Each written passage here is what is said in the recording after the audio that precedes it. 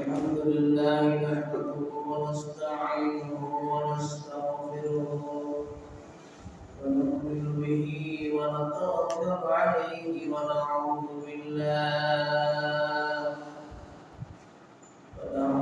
بالله من شرور أنفسنا ومن سيئات أعمالنا من يهديه الله فلا مضل له ومن يضلله فلا هادي له ونشهد أن لا إله إلا الله وحده لا شريك له ونشهد أن سيدنا وسندنا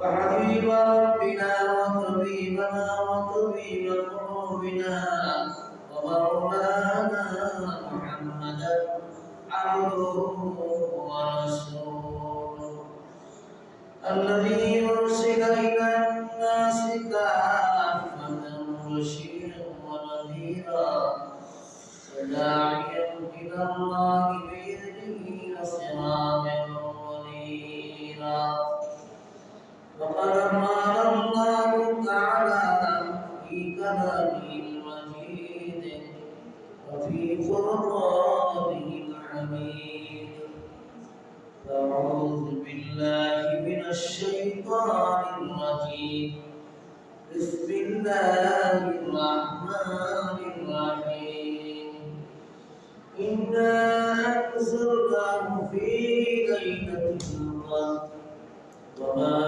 أدراك ما ليلة القدر ليلة القدر خير من ألف شهر تنزل الملائكة والروح فيها بإذن ربهم من كل أمر سلام هي حتى مطلع الفجر صدق الله العظيم وقال النبي عليه الصلاة والسلام من قام ليلة القدر إيمانا واحتسابا غفر له ما تقدم من ذنبه أو كما قال النبي عليه الصلاة والسلام اللهم صل على محمد وعلى آل محمد كما صليت على إبراهيم وعلى آل إبراهيم إنك حميد مجيد إن الله وملائكته يصلون على النبي يا أيها الذين آمنوا صلوا عليه وسلموا تسليما اللهم صل على سيدنا مولانا محمد وعلى آل سيدنا مولانا محمد اللهم صل على سيدنا مولانا محمد وعلى آل سيدنا مولانا محمد النبي رحمة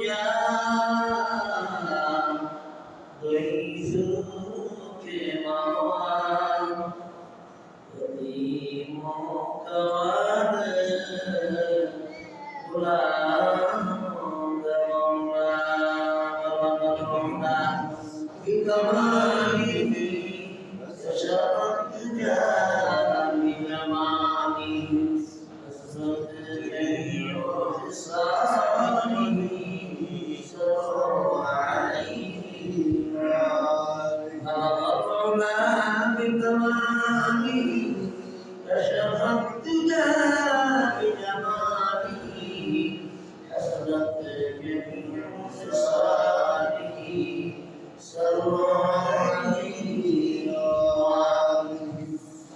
خلق ما أشرقوا يا ترى مهرباني ہے أمة محمدی فقد تیرے نام ہے فضلنا بكماله كشف الدجى بجماله حسنت جميع خصاله صلى عليه وآله اللهم صل وسلم وبارك عليه الحمد لله والله مقدر وارشد جميع مدن كبار أبناء شريفين جمال من السياسة والشام والمصطلح شكرا لنا وسليم شكرا عليك الحمد لله ربنا الباي وتجد بشيء جدد السر ما تقوي الذي بشام مبارك ويا رب مبارك ويا الذي شامل يأتي مهر الله شريف شاش এই মাসের ফজিলত সম্পর্কে খুব আলোচনা হয়েছে আজকে সূরাতুল কদর তেলাওয়াতের ভিতরে অনেক কিছু আল্লাহ পাক এখানে বলেছেন মনোযোগ সহকারে শোনার চেষ্টা করি আরে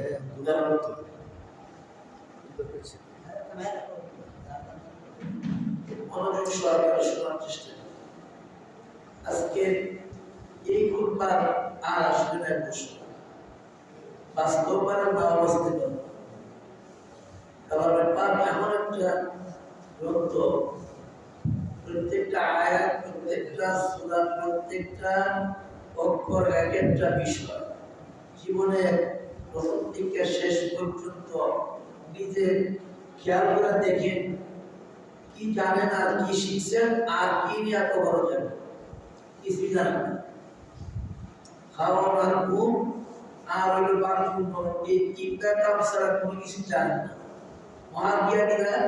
মহাজ্ঞানীরা শুধু জানার অপেক্ষা তার জীবনকে বিসর্জন দেওয়া যায় তার মাঝে কারণ পরকালে আল্লাহ রাব্বুল আলামিন নিয়ামতের ব্যবস্থা রাখছে সেই জন্য দুনিয়ার হায়াত এত দামি যে পরকালে যত ষোলো সামন্ত এক করার সীমা সময় এই হায়াতে জিন্দিগি দুনিয়া অন্য কামের লেগে আল্লাহ বানাইছে না আর অন্য কাম করার লেগে বানাইছে আবার খালাকুল জিন্না ওয়াল ইনসা ইল্লা লিয়াবুদুন মানুষ আর জিন বানাইছি দুনিয়ার মধ্যে বানাইছি আমার গোলামি করার জন্য কিন্তু দুনিয়া করার জন্য তো পাঠাই নাই আমরা চলছি উল্টা যার কারণে আল্লাহ পাক শাস্তির কথাগুলি কোরআনে কারীমের মধ্যে উল্লেখ করেছেন দুনিয়া তো শাস্তির ব্যবস্থা আছে পরকালে আছে দুনিয়ার শাস্তির কথা অনেক ওয়াজে শুনছেন তাফসীরে শুনছেন দুনিয়ার শাস্তি প্রথম থেকে শেষ পর্যন্ত এমন শাস্তি হওয়ার কারণ বলা যায় না অর্থাৎ মনের মধ্যে কোনো শান্তি নাই দুনিয়ার বিজ্ঞানী আসিরা যত কিছু আছে আপনার সব অশান্তির ছায়া এটা একটা শাস্তি নিজের টাকা নিজে করে চলতে পারেন না নিজের খাবার নিজে খাইতে পারেন না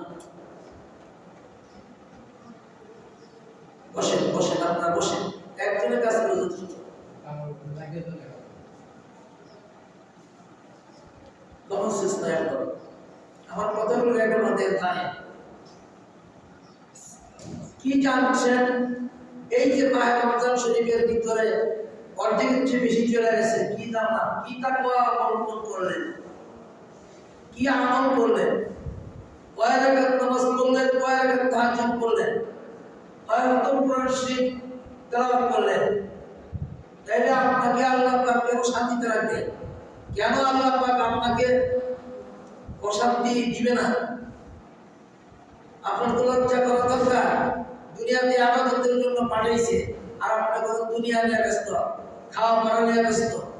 কারে কেমনে বাইরে গিয়ে খাইতে পারবেন, কামাই করতে পারবেন, বাড়িঘর করতে পারবেন, কোটি টাকার বাড়ি হইতে পারবেন, সেই চেষ্টা। আল্লাহ তুমি দুনিয়াতে শান্তি পাবা না, আর কোনো কারণ তো নাই। এই জন্য কোরআন নাযিলের মাস, শাহরু রমাদানাল্লাযী উনজিলা ফীহিল কুরআন হুদাল লিন-নাস ওয়া বায়িনাতিন মিনাল হুদা ওয়াল ফুরকান। এই রমজান মাস হলো কোরআন নাযিলের মাস। যে কোরআন দামি, আল্লাহর কালাম, একটা হরফ পড়লে 10টা নেকি, আরব করে পড়লে 700 নেকি। এই কোরআনের কারীম নাযিল হইছে রমজান মাসে। রমজান মাসে এমন একটা রাত্র আছে 1000 মাসের চেয়ে উত্তম। এই কথাগুলি কি সূরার মধ্যে আছে? মনোযোগ দ্বারা শুনলে লাভ কি? আমরা তো মনে করি কাজী কাগজ সুজি হুজুর পড়ছে বা শেষ নাম করে যাবো না, এটার নাম দুনিয়া না, এটার নাম শিখানা।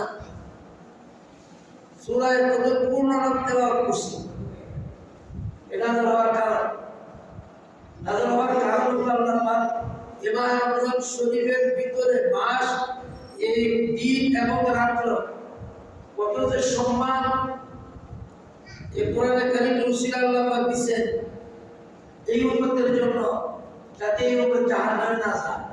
ইচ্ছা করে যদি আপনি জাহান্নামে যান, এটা আল্লাহর খুশি। আল্লাহ পাক বলেন, ইন্না আনজালনাহু ফী লাইলাতিল কদর, আমি লাইলাতুল কদরে নাযিল করেছি কোরআন শরীফ। মাহে রমজান শরীফের প্রথম থেকে শেষ পর্যন্ত আসমানি কিতাবগুলো নাযিল হয়েছে। আমি তাফসীরের প্রথম দিক কথাগুলো বলছি না, আমার এখন শুনবেন।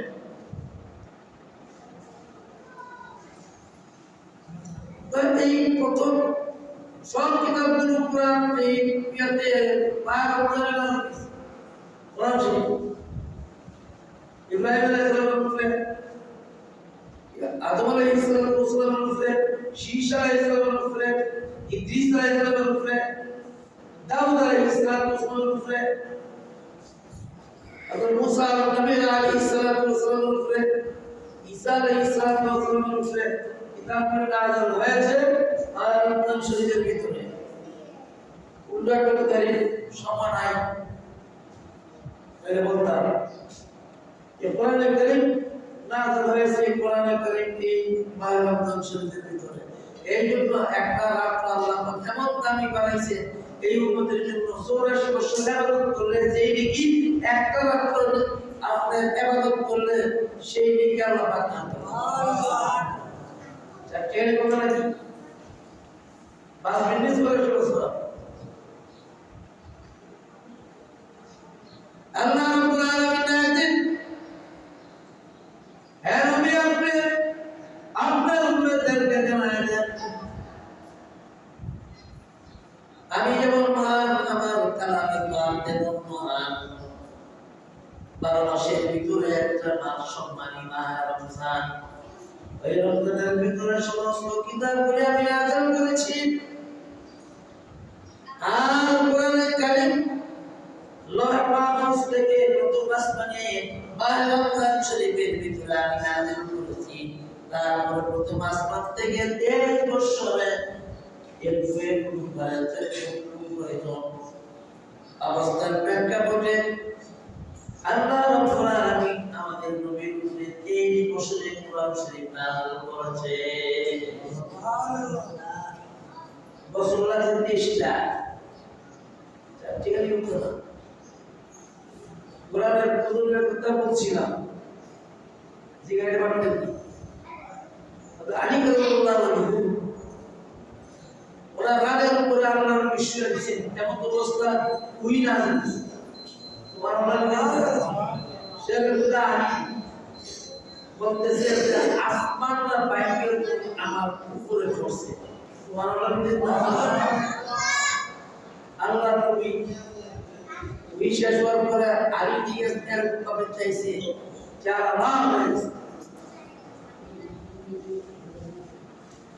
এমন তো অবস্থা সূর্য পশ্চিম দিকে যাইতেছে আসরের টাইম আল্লাহ বিবাহ করছে আল্লাহ আসরের নামাজ আলী পড়ছে না সময়টা এমনি ভাবে সূর্যটা আল্লাহ পাক স্টপ করে দিয়েছে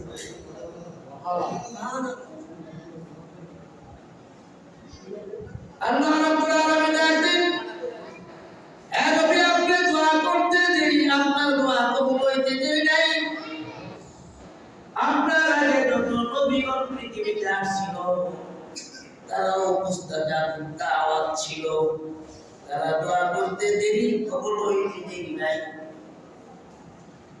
আপনার উম্মতের বেলাও এমন কিতাব নাযিল করেছি এই দামি কিতাব যারা পড়বে তারাও দামি হয়ে যাবে তাদের দোয়া আমি আল্লাহ কবুল করব চেষ্টা করে আপনার উম্মতকে দান করলাম সুবহানাল্লাহ সুবহানাল্লাহ মুসলিম মিয়া তোমার রমজান শরীফের ভিতরে আমাদের মাস কোরআন নাযিলের মাস সমস্ত কিতাবগুলি এই মাসে নাযিল হয়েছে এখন যদি জিজ্ঞাসা করি কোন কিতাবগুলো কোন তারিখে নাযিল হয়েছে আমি তো বলছি আমার একটা শুনতে পাইবেন আপনারা বলতে পারবেন না আপনারা যে খাওয়ার পরে আর কিভাবে কুবুদ্ধি তারে আমার দিকে তাকান এই কদরের রাত্রিতে কোরআন নাযিল হয়েছে প্রথম আসমানে সব সময় রাখবেন আর প্রথম আসমান থেকে 23 বছরে আল্লাহর নবীর উপরে নাযিল হয়েছে আর 23 বছরে আল্লাহর নবীর কাছে জিবরাইল আসছে 24000 বার সুবহানাল্লাহ 24000 বার লাইকটা দেন রেকর্ড দিতে দেন না লাইকটা দেন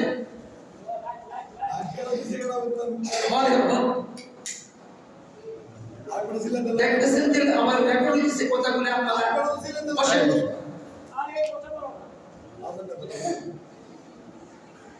আপনার কোন সেন্স আসলে আপনার বাবা কিছু নবীর কাছে জিবরিল আসছে কয়বার 24000 বার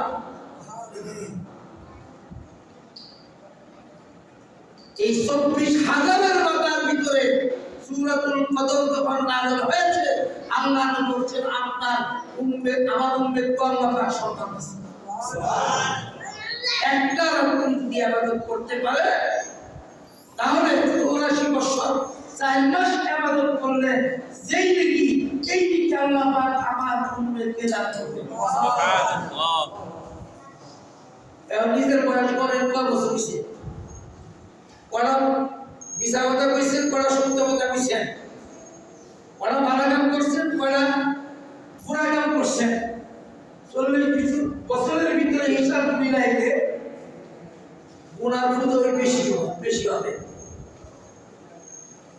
তাইলে একটা রাত্রের সম্মান যদি আল্লাহ পাক আপনাকে 84 বছর 4 মাস দিতে পারে কেন এই কোরআনে কারীমের উসিলা নবীর উসিলা আল্লাহ পাক এই মান সম্মান ইজ্জত আমাদেরকে দান সুবহানাল্লাহ আর ইবাদত কইরা সম্মান কামাই করতে হবে নবীর উম্মত কইছেন কইলেই যে আপনি জাহান্নাম থেকে পার পাবেন মিথ্যা কথা এই ওয়াজগুলি যে করে হাও একবার হাদিস জানে না একবারই কোন হাদিস না সত্য বিয়ার মধ্যে কোনো সন্দেহ নাই কোরআনে কারীম বুঝতে গেলে তাফসীর করতে হবে মাসলা মাসাইল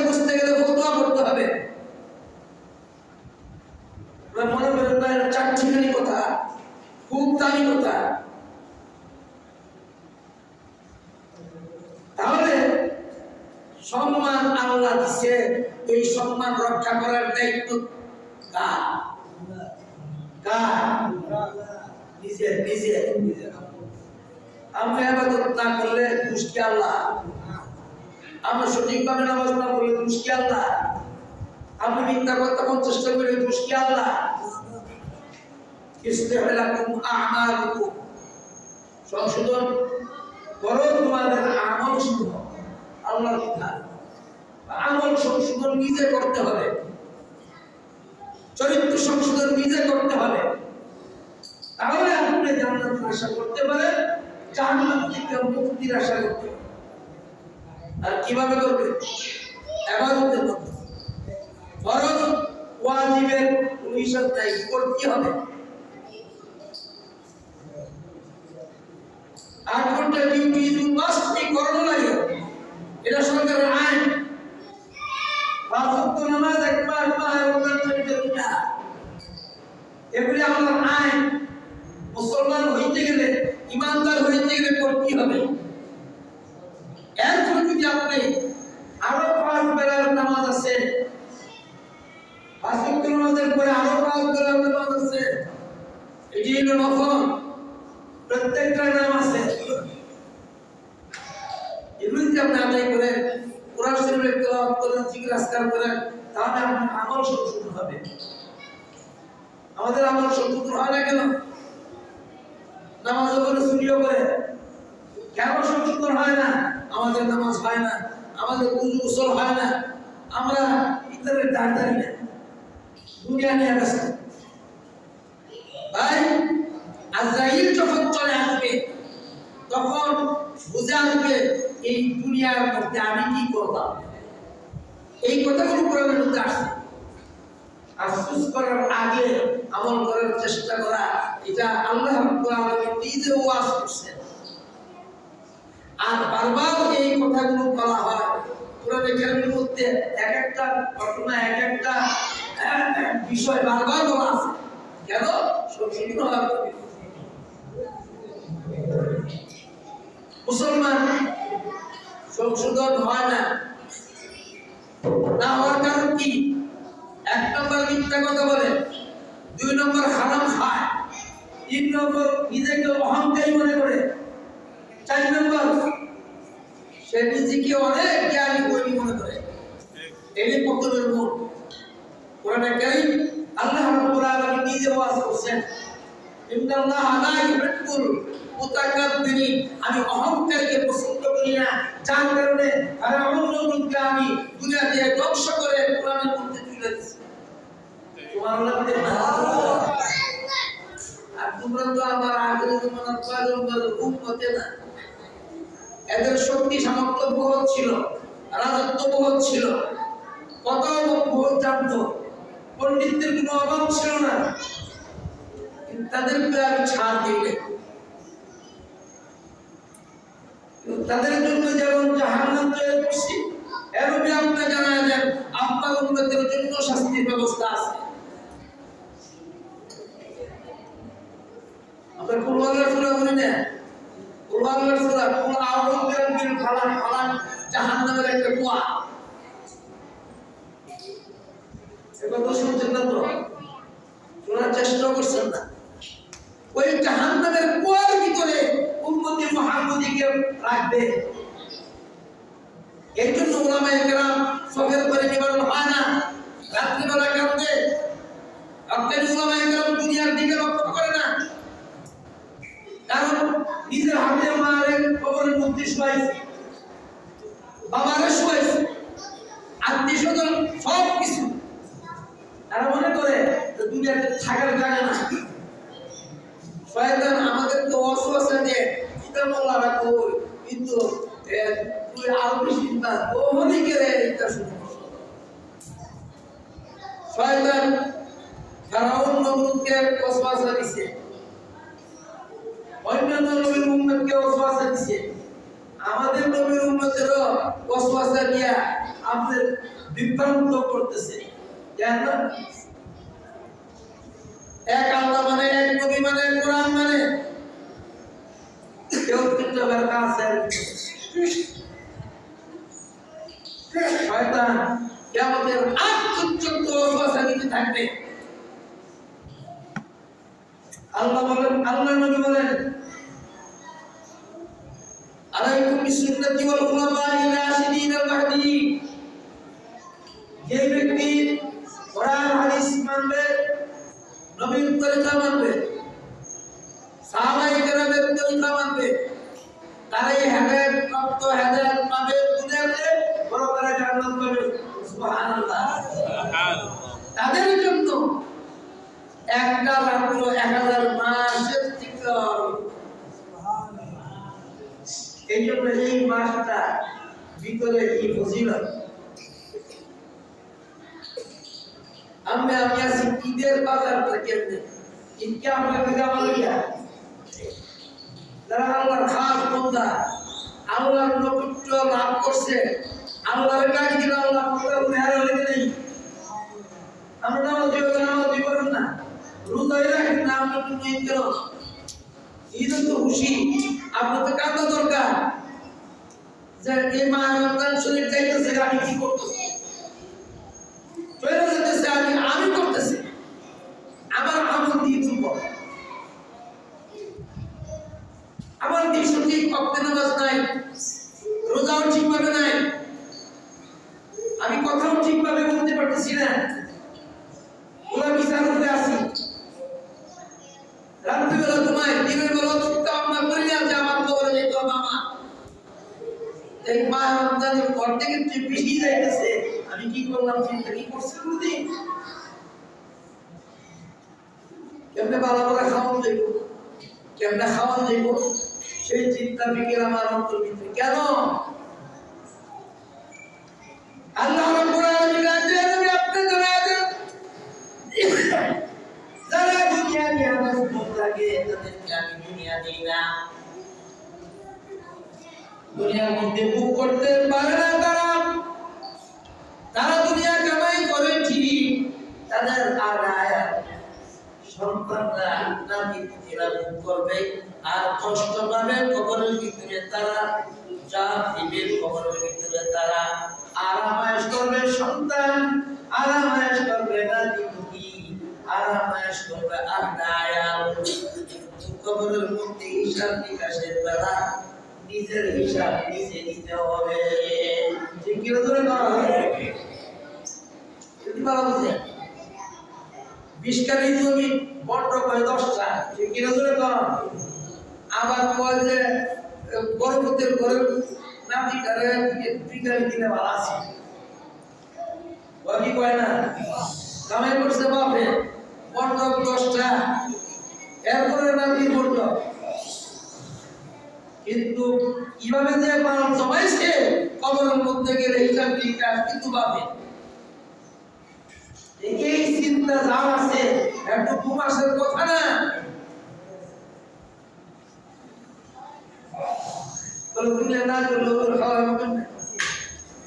সাগরের ভিতরে একটা প্রাণীর খাবার হইল আপনার 75 টন।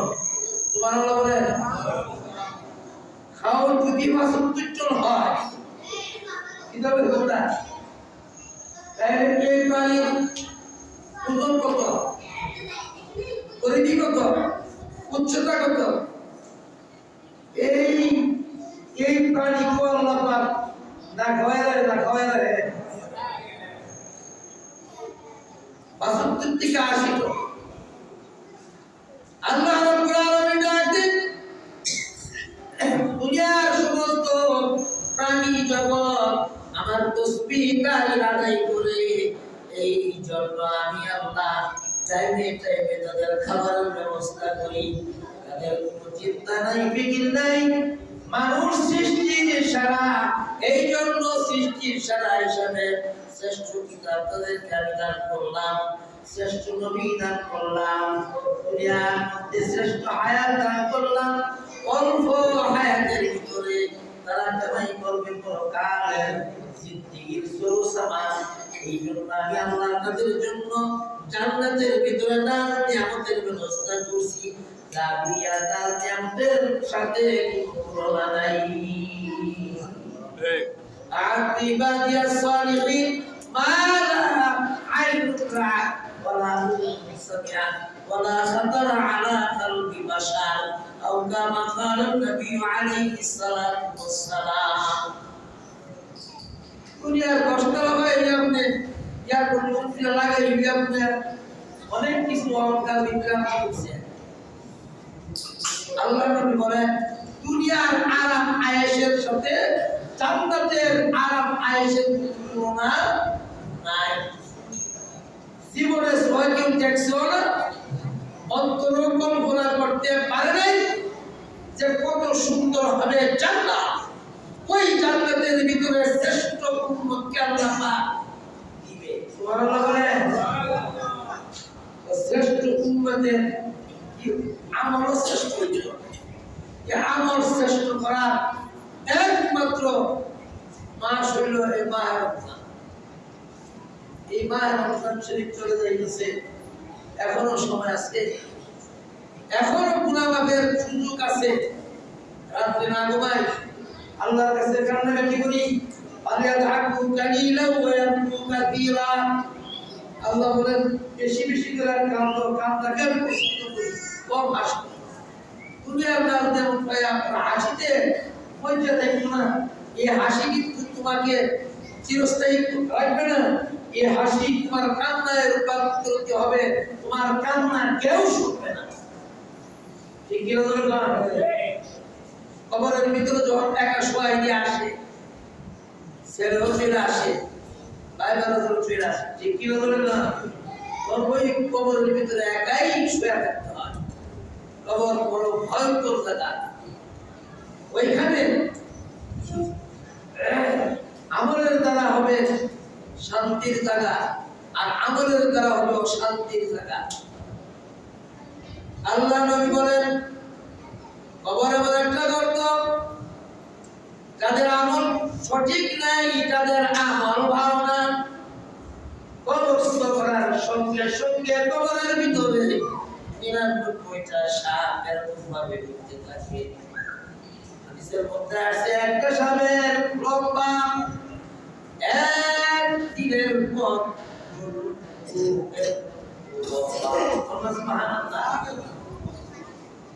যদি একবার দংশন করে সমস্ত শরীর পানির মতো হয়ে যায় কিন্তু মৃত্যু নাই যন্ত্রণায় ছটফট করতে থাকবে ৯৯টা সাপ যদি এরকম ভাবে সবুর দিতে থাকে তার উপায়টা কি হবে চিন্তা করা দরকার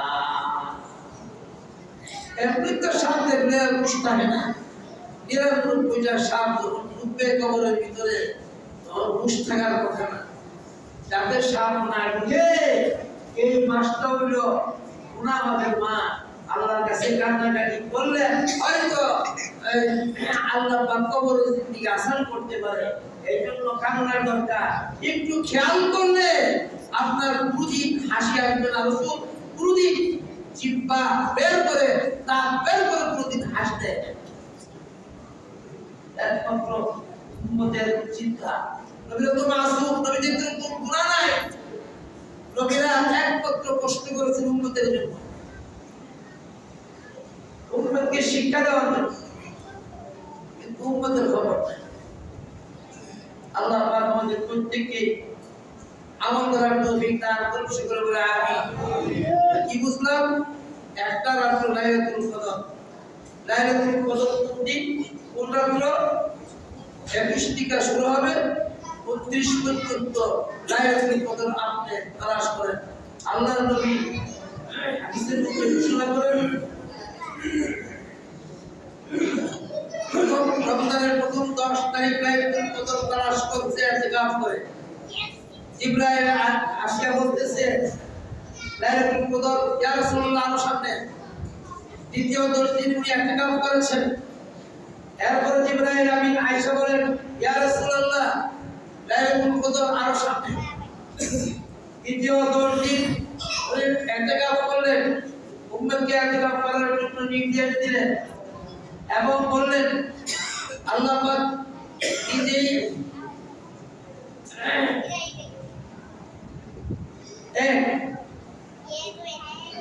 আর আল্লাহ পাক বেজুর সংখ্যাকে পছন্দ করেন 1 বেদুর সংখ্যা আল্লাহু ইউহিব্বুল কিতরা, আল্লাহ পাক বেদুর সংখ্যাকে পছন্দ করেন। এক বেদুর, এরকম বেদুর সংখ্যা আল্লাহ পাক পছন্দ করেন। আল্লাহ নবী বলেন বেদুর সংখ্যা দিকে তাকাই আর ওই রাত্রে লাইলাতুল কদর তালাশ করো, তাহলে 29 পর্যন্ত তার 29 পর্যন্ত লাইলাতুল কদর এই উম্মতকে তালাশ করার জন্য নির্দেশ দিয়েছেন। ইমাম আবু হানিফা রাহমাতুল্লাহি আলাইহি 27 তারিখ 26 সাদিকিয়া রাতে 27 তারিখ নির্ধারণ করেছেন 29 তারিখ লাইলাতুল কদর। এই জন্য আমরা সকলে লাইলাতুল কদর 21 থেকে 29 তারিখ পর্যন্ত আমরা করি। ঠিক কি বলে না? বেদুর রাত, এই রাতটা মহা দামি রাত। জীবনে একবার যদি পেয়ে যায় আর আল্লাহ যদি দোয়া কবুল করে তাহলে সে সার্থক। আল্লাহ রাব্বুল আলামিন আমাদের প্রত্যেককে আমল করার তৌফিক দান করুন বলে আমিন। আরো জোরে বলে আমিন।